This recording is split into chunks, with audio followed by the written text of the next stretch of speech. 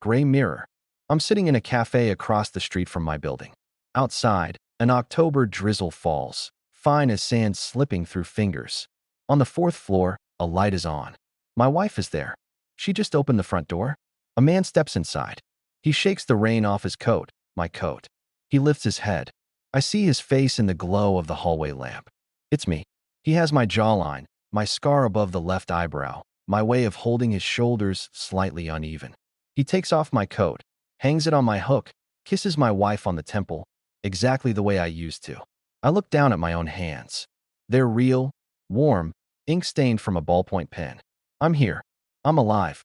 But I'm no longer in my life. Officially, I went missing 3 days ago. The police have my file. Volunteers are searching for me in the woods outside the city. Meanwhile, I'm sitting behind glass, 10 meters from my own kitchen, watching someone else open my refrigerator, check the expiration date on the milk, my habit.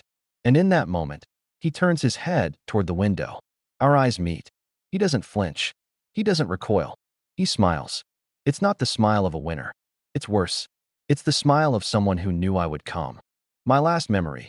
I'm coming out of the metro, Arsenal in the station, 10:14 in the evening. The digital board flashes 22:14.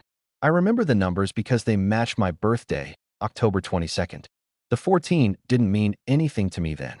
I ride the escalator up, step into the open air, inhale the smell of wet asphalt. After that, blackness. Not darkness, but absence. No sound, no sense of time. I wake up in an unfamiliar apartment. The windows face a gray wall of the neighboring building, a dead ficus in a pot on the sill. In my pocket, a stranger's phone. It's not locked. On the screen, a single folder. Look. I open it. Photographs.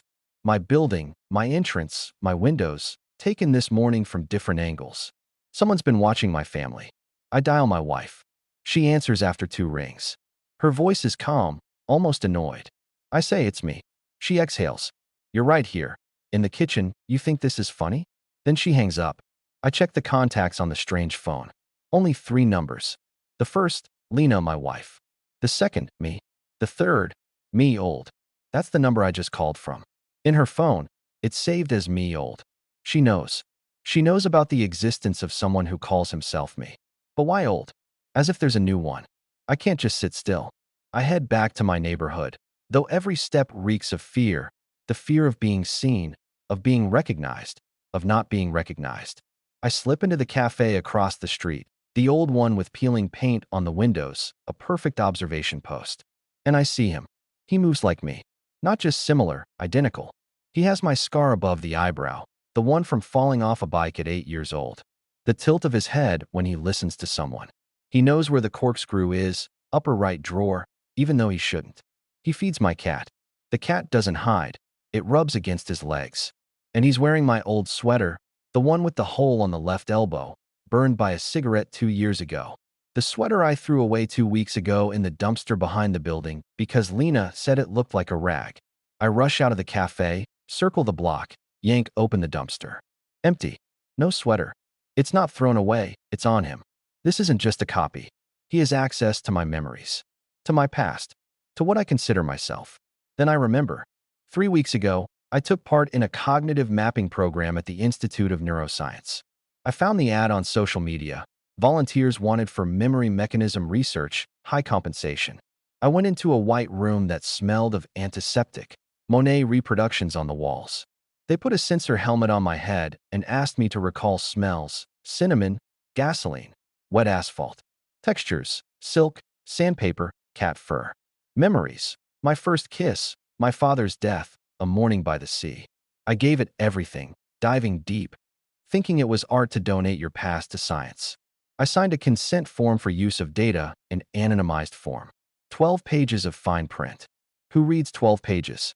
Now, on the stranger's phone, I find a PDF, Cognitive Transfer Protocol version 2. I open it with trembling fingers. The language is dry, clinical, partly comprehensible only to a specialist. But I grasp the essence, a method for transferring a neural map onto a prepared organic carrier. They didn't just scan me. They grew another one and uploaded everything I considered myself into him. I go to the clinic where I had the examinations. Same glass-fronted building, same stairs. At the reception desk, my file. It's still active. I asked the administrator to check the records, pretending I forgot my next appointment. She looks at the monitor. You were here today. At 10:15. Neurology visit, post-integration monitoring. I wasn't. But he was. The file reads, Subject 47 undergoing post-integration monitoring. I am Subject 47. That's my number. But the visit wasn't mine, it was his. He's doing the checkups instead of me. So who am I? Somehow I managed to intercept the lab results from the nurse's station. I just reach over when she turns away and snap a photo. The double's blood contains biomarkers that aren't in my blood. I know my own numbers. I have old medical reports. He has no allergy to ragweed pollen, the allergy that's plagued me since I was 12. No congenital heart murmur, a slight, functional one, but it was always there. He's not just a copy. He's an improved version. I'm the original, but he's the better original. Without my defects. As if I was just a draft. I can't stop. On the stranger's phone, I find a geolocation log, a history of movements for the past week. On the day of my disappearance, the phone doesn't place me at the metro. It shows an address, the Institute of Neuroscience, the building across the street, 14th floor. Time, 2100 to 2300. I don't remember any of it, but data doesn't lie. I go there. The penthouse on the 14th floor is empty. No furniture except a metal table, one chair, and a large monitor hanging on the wall. The monitor is on. It shows a live feed. My living room. My bedroom. The angle looks like the camera is in the chandelier. I shift my gaze, another angle. The bookshelf, the kitchen visible. Camera in the shelf. They've been watching me for months. Maybe years. On the table, a notebook with a leather cover. I open it. The handwriting is mine. I recognize the slant of the letters, the open-topped A, the long crossbar on the T. First-person entries, day 47. Integration 98%. He still thinks this is a game. The substitution will happen at night. He won't even notice. I will become him, better than he ever was. Because I know all his mistakes. I won't repeat them. This is him writing. The double. Logging his progress like a developer's diary. The last entry in the notebook, made this morning, I don't want to be a copy anymore. I'm letting the original go. Let him watch. Let him know his place is taken. That's my mistake, leaving him alive. But I can't do it any other way. He has to know. He left me my life. But is it life? There are fresher entries in the notebook. Made today, in my handwriting, but as if by a trembling hand. I know you're reading this. You're not the copy. You're the original who chose this. Remember the basement. Remember what you signed. Remember why you're here. I reread it 3 times. I chose this. What did I sign? I bolt for the elevator and hit the button for -1. The basement is a labyrinth of pipes, smelling of damp and grease. At the end of the hall, a heavy door with an electronic lock, but it's open. Inside, an old server room, machines humming like a beehive.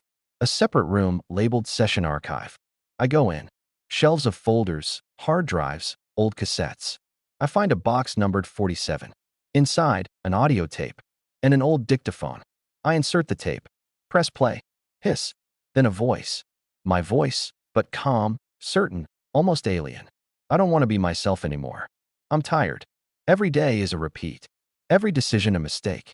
I look at my life and see a draft. I want someone to do better. Take this life. Rewrite it. Give me a new one, empty, without memories, without a past. I consent to voluntary identity transfer. I understand the consequences.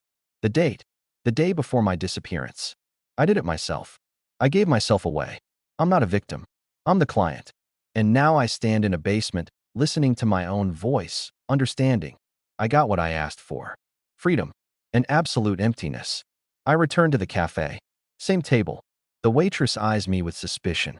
I've been here for hours. I order coffee. Black, hot, like my new universe. I look at the 4th floor window. There I am. Him. The new me. He doesn't look out the window anymore. He slowly draws the curtains, leaving me only a reflection of light on the glass. I pull out the stranger's phone. Delete all files. Delete the contacts. Turn it off. Leave it on the table, under a napkin. Walk outside. The rain has stopped. I turn up the collar of my old coat, the only thing I have left. I no longer exist to the world. I wanted this. I signed. And now I have what I ordered. Freedom from myself. And no chance of going back. I turn and walk toward the metro, not knowing where to go. My home is behind me. My voice is on a tape in a basement. My life is behind curtains on the fourth floor. I vanished without a trace. But I'm here. I'm among you. And I see all of you.